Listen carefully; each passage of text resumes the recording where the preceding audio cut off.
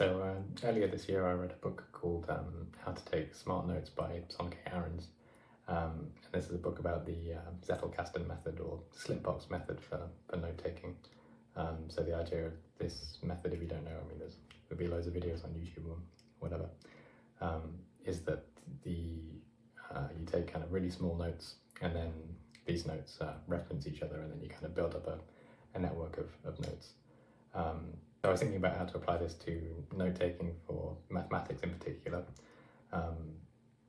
So if you read kind of maths selection notes or maths papers, then you'll see that there are kind of definitions and lemmas and theorems and proofs or whatever. So my idea was that you kind of write one note for a definition and then another note for a lemma with its proof and whatever, and then and then you can reference these as you would in a paper where you, I don't know, say write a proof, but then you've previously had a lemma that's a key ingredient in the proof.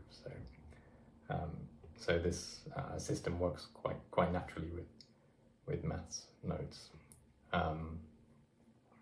So you can see here that I have a LaTeX document, and then so I've been writing a kind of slipbox notes, but using LaTeX.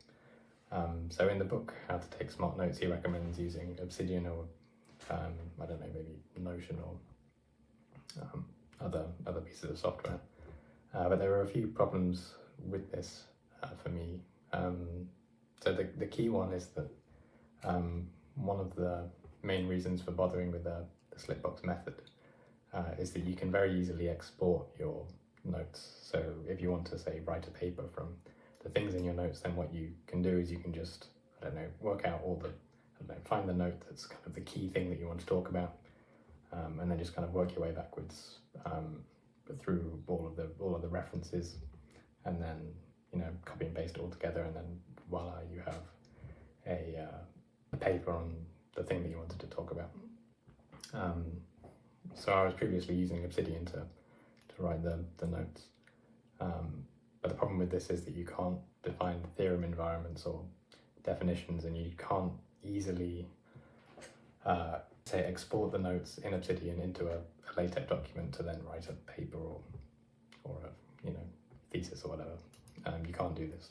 And then the other problem was that the book also recommends using Zotero, but then there isn't a very easy way of referencing from Obsidian to Zotero, or I wasn't able to come up with a good one that would then also be able to export the citations when you're writing the notes. So you would want to be able to just type basically cite whatever the citation key is for the note, and then when you export that, you would want to convert that into the LaTeX citation and then have all the references work in the way. But obviously if you're using LaTeX to begin with, then you can just use BibLaTeX for the notes. So that's what I've been doing. So probably the easiest way of explaining how the system works is to just demonstrate starting a new slipbox. So if you want to follow along, then you can go to the GitHub repository in the description, but basically I'm just going to clone the repository for the system. So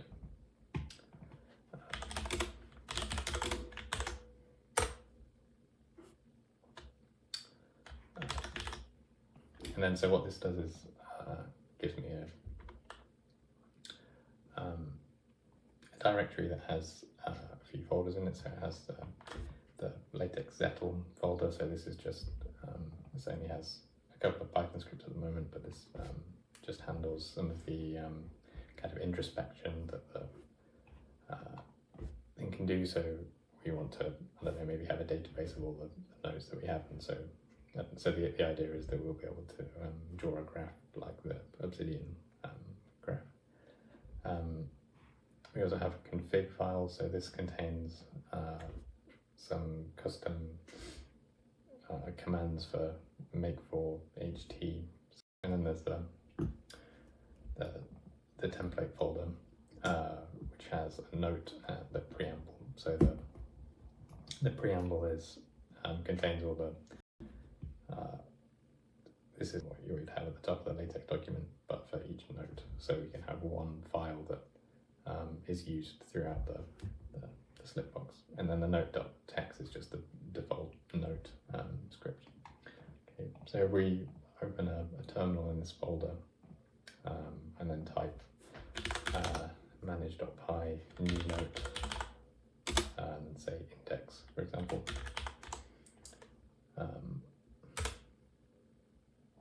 Then this will create a folder called notes, and inside that folder there will be another folder called slipbox, which is where you're going to store, or where I store all the note files, and then a file called documents.txt.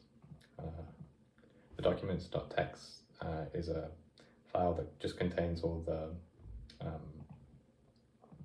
references, all the external document commands for the notes. So what this does is it means that if you import this file from another note, then you can then reference other notes using the XR hyper package, basically.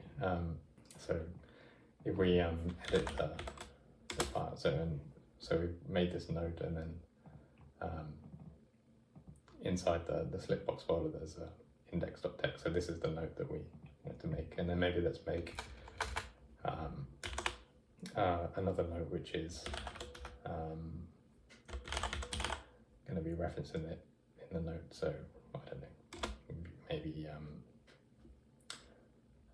vector space. Yeah. So we edit vector space dot text. So this has made a new note. So we can now edit the vector space file. So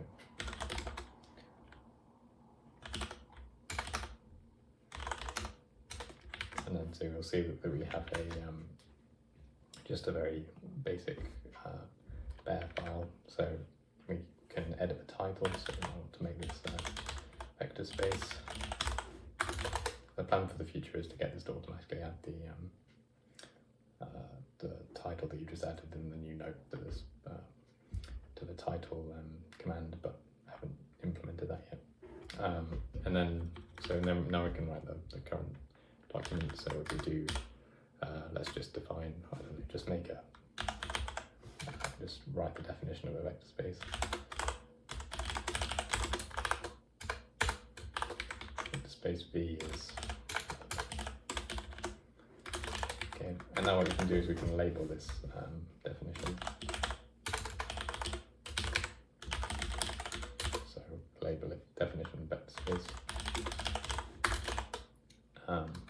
I tend to write quite long words or quite long labels for my definitions, just to make it so that it's very easy to guess what I've made the label when I'm referring to it later. So, I mean, this is very obvious, like it's a very obvious thing, whereas if I kind of write shorter words, then it's, I don't know, sometimes harder to guess what it would have been.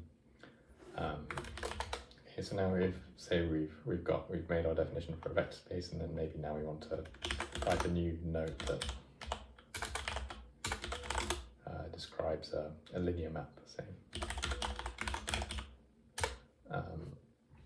So now we can edit the linear map file, and then so maybe we can write another definition.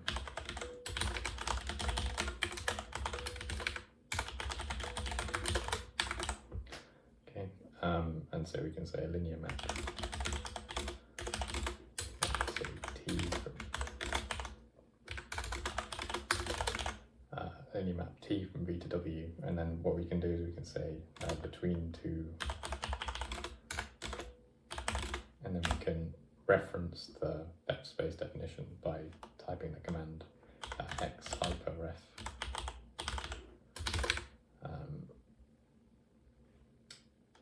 And then the first argument in square brackets is the label.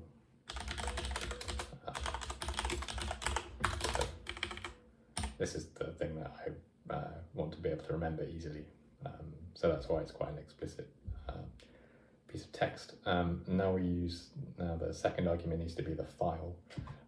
So if we look in the documents.txt file, then we'll see that we have three external document declarations, and the second argument for the excref command should be the reference label for the note. So this is vector space, all one word with kind of capitalized starts of words.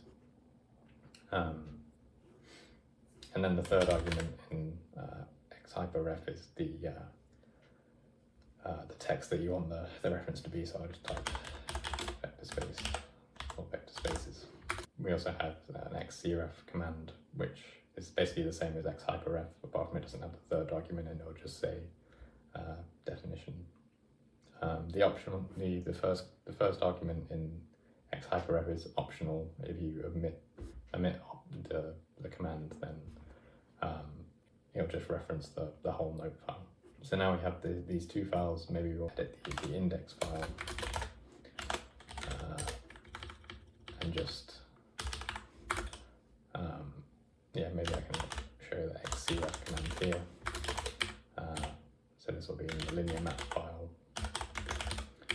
and we want to reference the definition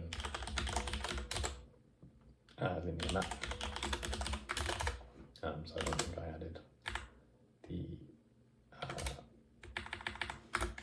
I didn't add a label to the linear map definition, so I'll add that now.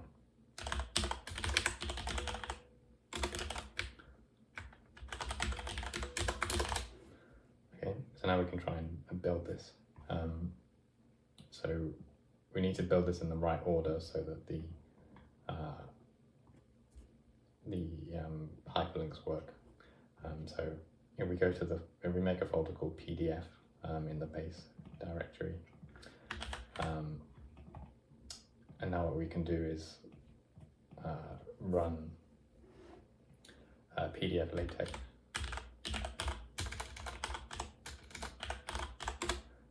and then give it the location of the notes. Linear map references vector space, so we can first render vector space.text. So then this makes a document as you would expect. There isn't anything fancy going on here. So now we rendered the linear map file. Then we can see that we can click on this vector spaces hyperlink, and it opens the other file, and then we can also render the index file. And then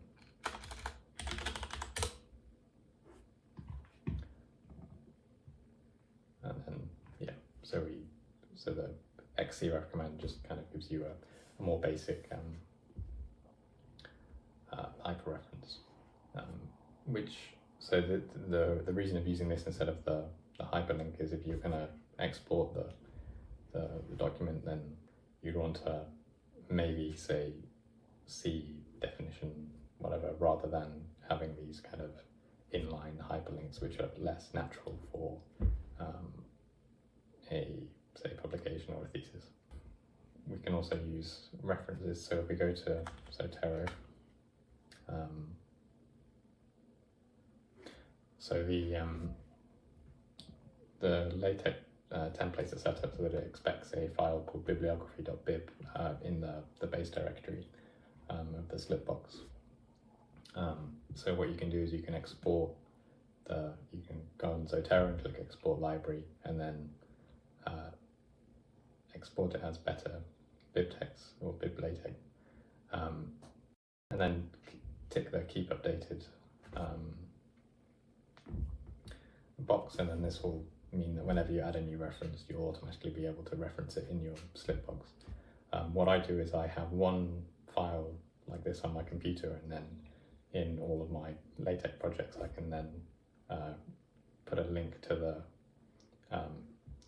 BibLaTeX export from Zotero. So I just have one .bib file, and then all of the other projects just link to that. So using just a shortcut link or symbolic link or whatever. So if you either add the export from Zotero or add a symbolic link in the slip box to the BibTeX export. Then we can use references, or then we can cite papers.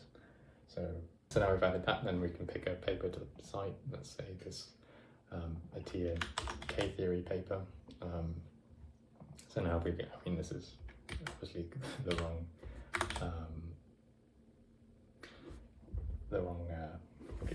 topic area, but if we type cite and then, so just using the standard LaTeX citations, so this uses Bibber to do the bibliography. So if you uncomment this print bibliography command at the bottom in, so I've edited this linear map file. Now if we run PDF LaTeX on the linear map, now we're in Bibber on the linear map file, and now we're in PDF LaTeX again.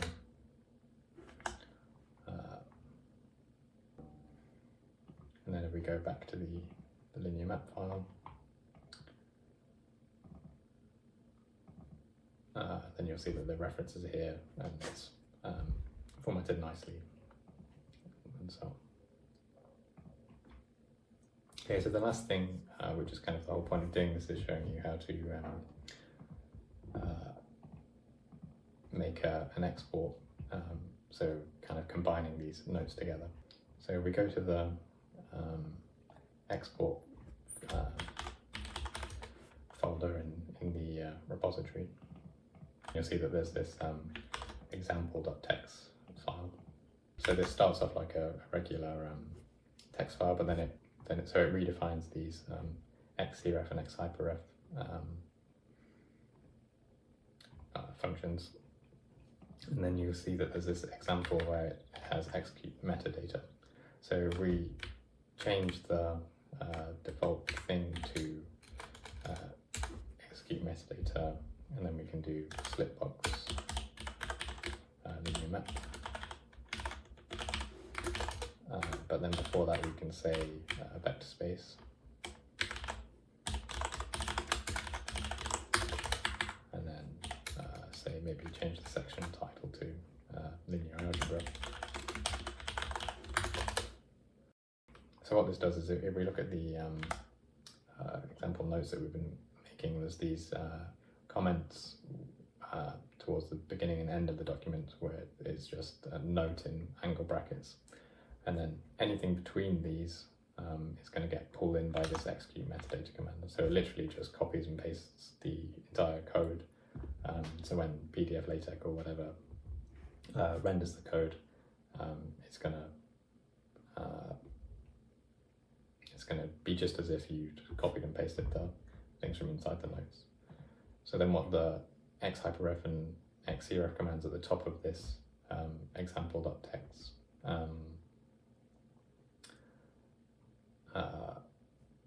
export file do is they just change the custom commands back to the original commands, so that they then behave in the way that you would like when you render the document by itself. So once we've set this up, we can now render this example.txt file just in the usual way. Then run Bibber.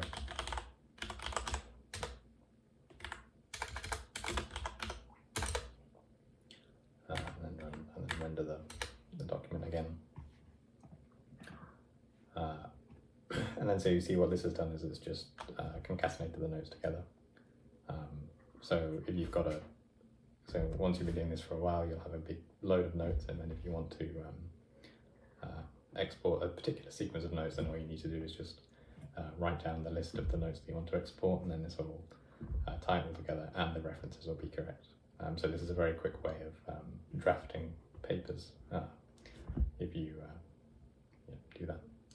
So the plans for the future are to use the database introspection to make a graph similar to the Obsidian one, And then also, I think it would be really cool if you could draw on the graph and then just instantly create one of these documents. So you just draw the path that you want the paper to take, and then it will then export the notes into one of these full documents. This would be a really kind of nice visual way of making drafts. And then the final other thing to add was going to be, so just to actually make a LaTeX document where instead of having these execute metadata commands, we just put just actually paste the notes into it, so you can just very quickly make a kind of first draft that you can then edit.